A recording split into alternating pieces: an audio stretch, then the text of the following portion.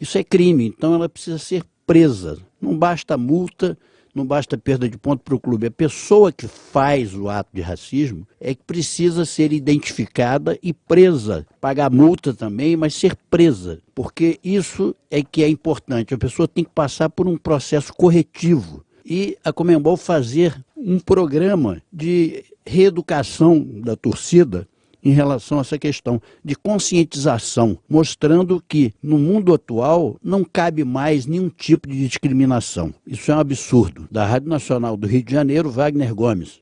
Copa Libertadores da América. Mário Silva analisa a estreia do Fluminense nesta quarta-feira. Um abraço para você, Astrid Nick, um abraço para os ouvintes do Bate-Bola Nacional.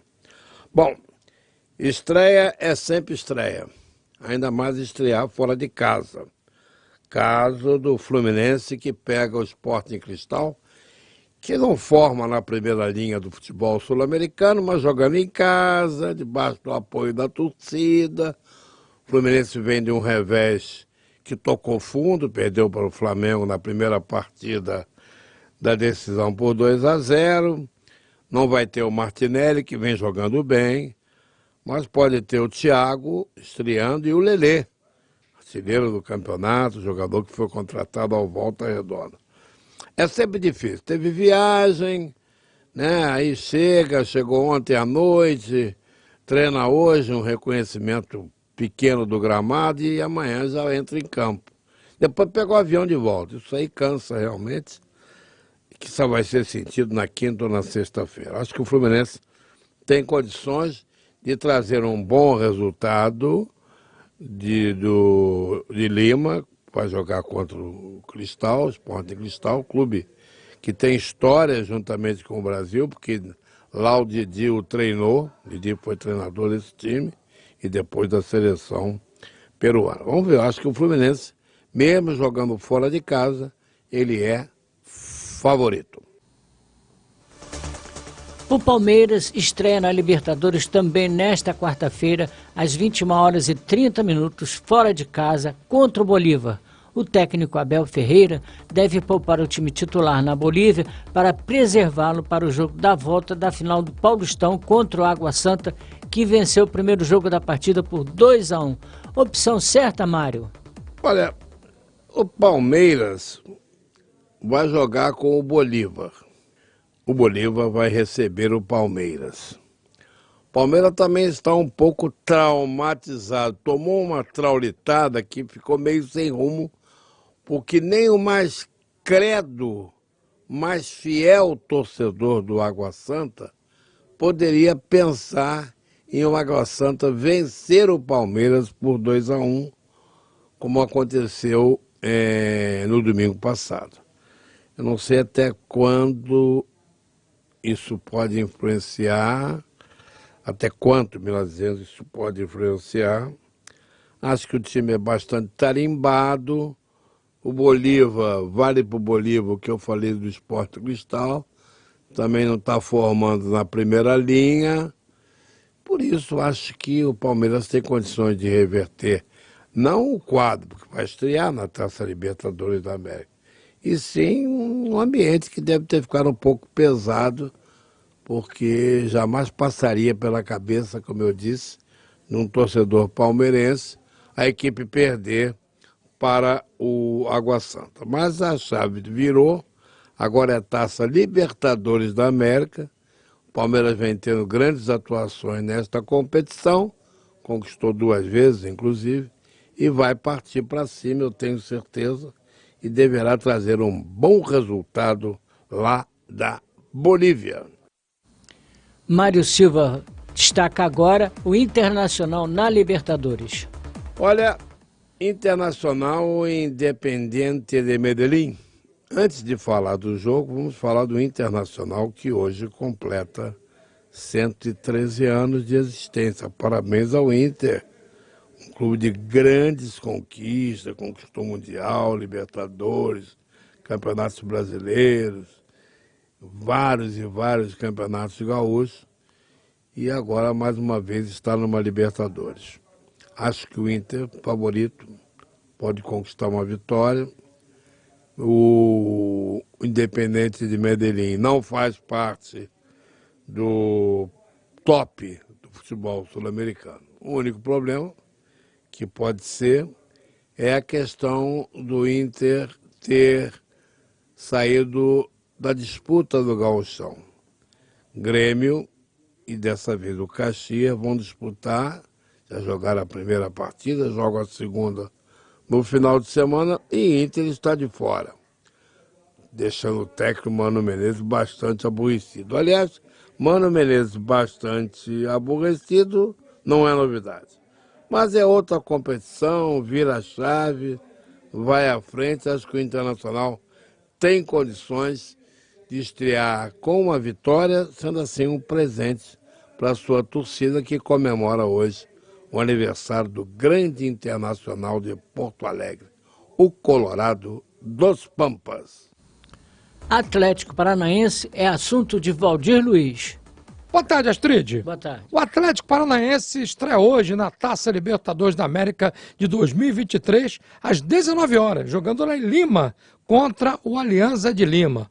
Um jogo muito importante para o Atlético, que é muito bom você estrear com vitória. O Atlético está no Grupo G e é o atual vice-campeão da Taça Libertadores. Perdeu a decisão para o Flamengo o ano passado.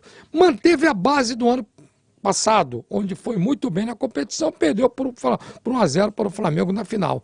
E trouxe alguns reforços importantes. E colocou um jogador agora no time titular que foi destaque no Sul-Americano Sub-20, que é o Vitor Roque. Houve uma mudança de treinador, mas não uma mudança brusca, porque o Paulo Turra era o auxiliar do Filipão no ano passado. E esse ano, com o Filipão assumindo a condição de coordenador técnico, o Paulo Turra passou a ser o técnico titular. Conhece bem o time, o jogador já conhece a sua maneira de trabalhar e o Atlético tem tudo para fazer uma boa estreia. Lembrando que o Atlético Paranaense, dos 20 clubes que disputam a Série A do Campeonato Brasileiro, é o único invicto na temporada de 2023, hein? Porque o Palmeiras foi derrotado no domingo e o América Mineiro no sábado. Então o Atlético, que estreia hoje na Libertadores, é o único time invicto no futebol brasileiro, Astrid.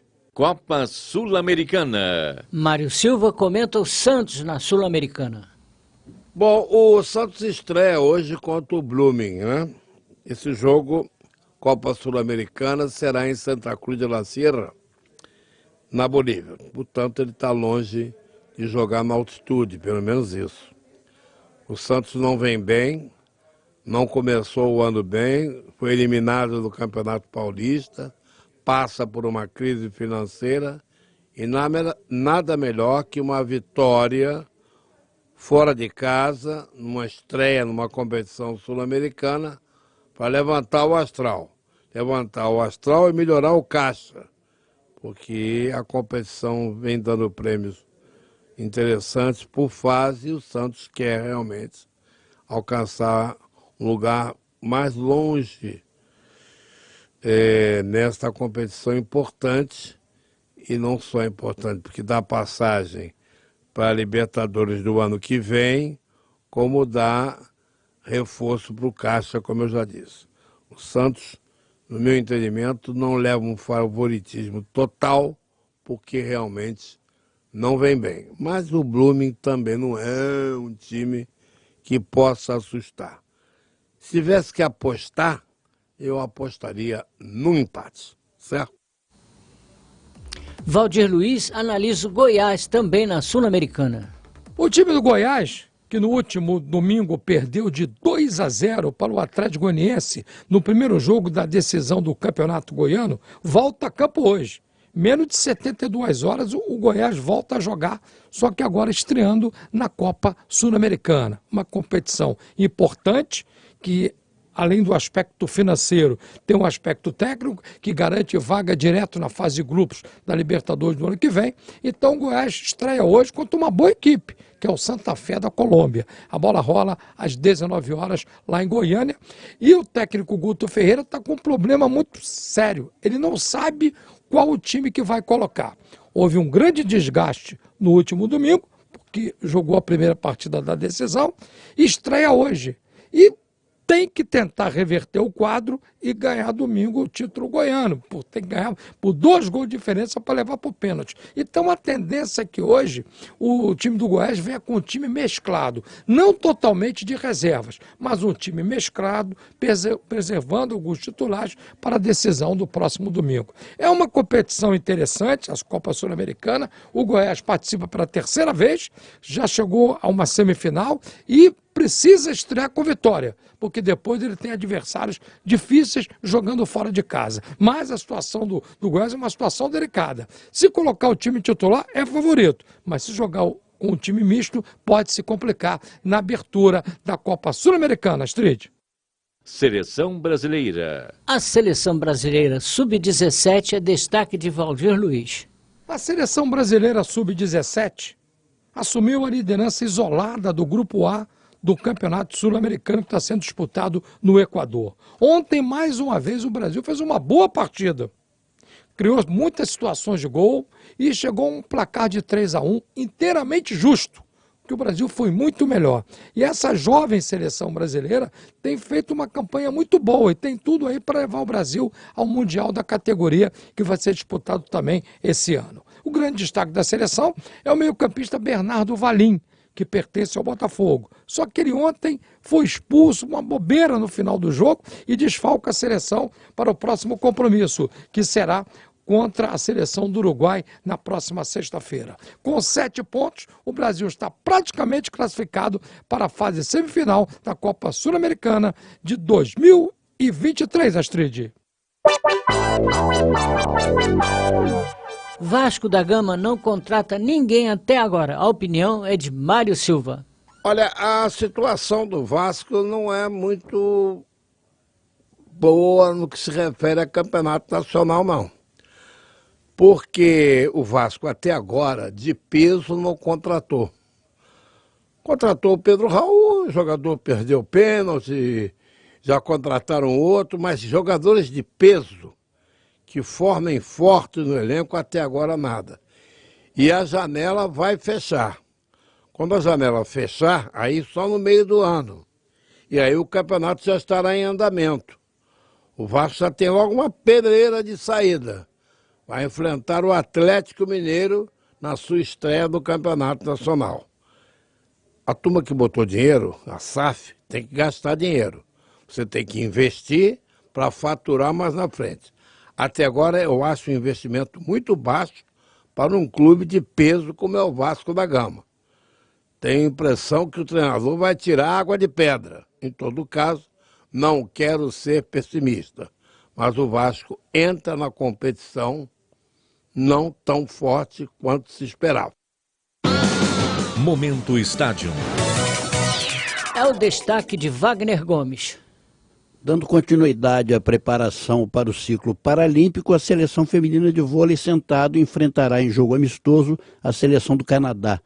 A partida acontecerá no Centro Paralímpico, na cidade de São Paulo, dia 7 de abril, às 16 horas.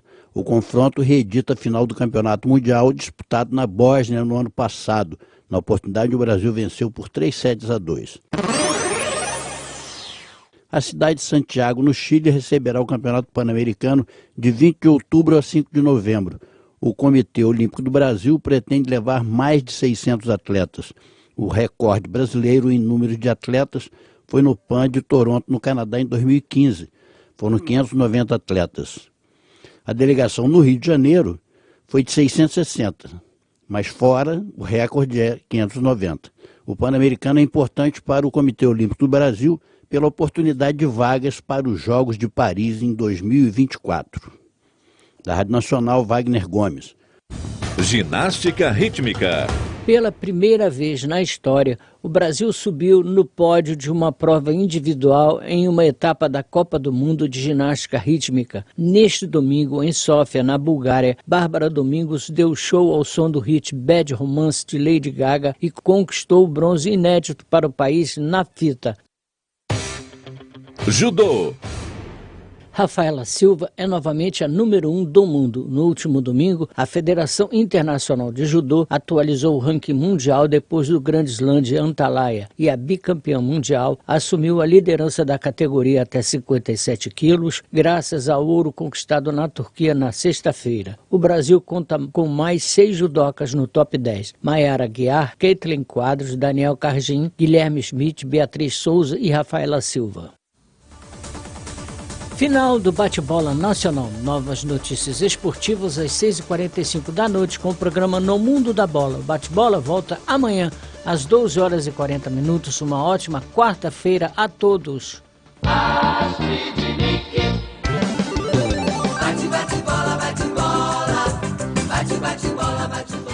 Bate-Bola Nacional.